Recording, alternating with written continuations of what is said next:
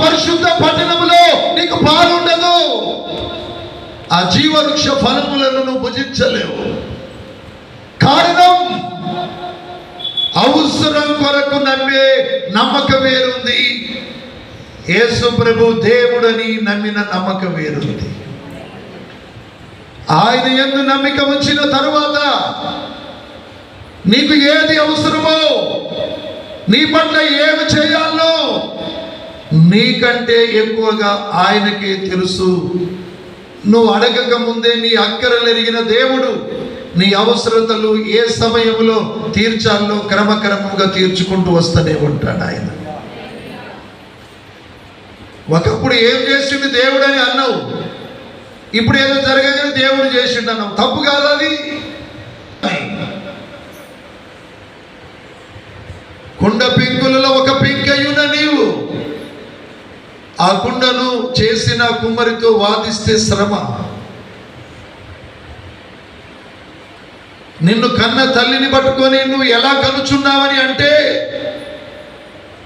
అటువంటి వారికి శ్రమ. ఎట్టి పరిస్థితుల్లో కూడా దేవునికి నీకున్న ఈ బంధం బలహీనం కాకుండా, దేవుని యొక్క నిబంధన నిష్ప్రయోజనం కాకుండా నువ్వు జీవించాలి. రాజుల ఎదుటను ఇశ్రాయేలీయుల ఎదుటను నా నామం భరించుటకు ఇతనిని నేను ఏర్పరచుకొని నా సాధనమై ఉన్నాడు. ఇతడు నా కొరకు ఎన్ని బాధలైనా పడతాడు. చప్పట్లు కొడదాం అర్థమైన వాళ్ళు. ఆత్మ ఉన్న వాళ్ళకి అర్థమైంది. Praise the lord. తలెత్తండి. యేసుప్రభు అంటున్నాడు, సౌలు గురించి ఏమంటున్నాడంటే, ఇతడు రాజుల ఎదుటను అధికారుల ఎదుటను అన్యజనుల ఎదుటను నా నామం కొరకు ఎన్ని శ్రమలైనా పడతాడు, ఎన్ని కష్టాలైనా పడతాడు. ఎక్కడ నా గురించి చెప్పడానికి వెనకాడుతున్నారో అక్కడ చెప్తాడు. అతని లైఫ్ మారిపోయింది. ఎందుకు తెలుసా?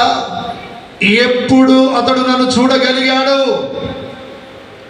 ఎప్పుడు ఆ వ్యక్తికి నేను దర్శనం ఇచ్చిండో, ఎప్పుడు ఆ వ్యక్తి సౌలు అన్న పేరు నా స్వరమును విన్నాడు, ఎప్పుడు ఆకాశము నుండి గొప్ప వెలుగు, సూర్యుని కంటే రెట్టింపు కలిగిన వెలుగు అతని చుట్టూ ఎప్పుడు ప్రకాశించిందో అప్పుడే నా మహిమ కనపరచబడినది, అతని ముసుగు తొలగిపోయినది, వాని పొరలు రాలిపోయినవి.